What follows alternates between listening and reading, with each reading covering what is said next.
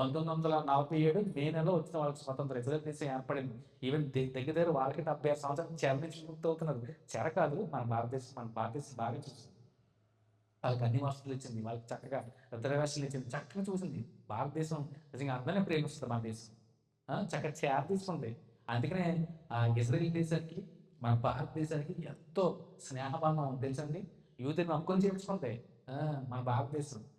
ఆ, కానీ దేవుడు జ్ఞాపకం చేస్తున్నాడో పట్టరాని సంతోషం. భారతదేశానికి యూదులందరూ రుణపడుతుంది కొంచెం చెప్పాలంటే.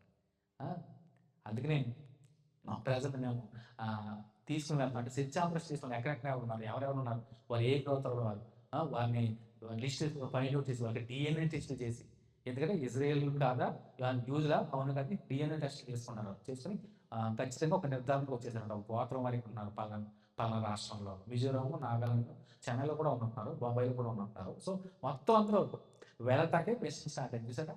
అంటే వారు ఏమనుకుంటారు అంటే వారికి బైబిల్ తెలుసు కాబట్టి, వారికి ధర్మశాస్త్రం తెలుసు కాబట్టి దేవుడు మమ్మల్ని వీళ్ళకి జ్ఞాపకం చేసుకోలేదా?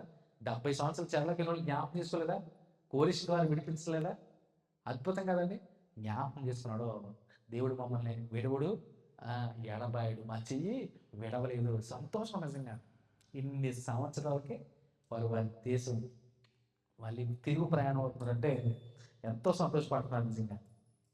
సో వీరు కూడా ఆ ప్రాకారం కట్టడంలో కూడా ఎంతో సంతోషం. అసలు శ్రమ వచ్చిన, అవమానం వచ్చిన, నిందలు వచ్చిన దేవుని పనిని మా దేవుడు వీటికంతా ఈ పని కన్నా ఎంతో గొప్పడు. మాకు చాలా చిన్నది దేవుని పని చేయడంలో ఎంతో ఆనందం మాకు.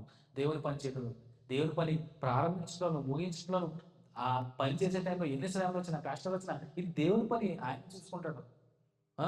ఆయన సో అలాగే ఉన్నారు విశ్వాసం గారు. సో అద్భుతం నిజంగా. ఈ రోజుల్లో మనం కూడా అదే విశ్వాసం కలిగి ఉండాలని నిజంగా.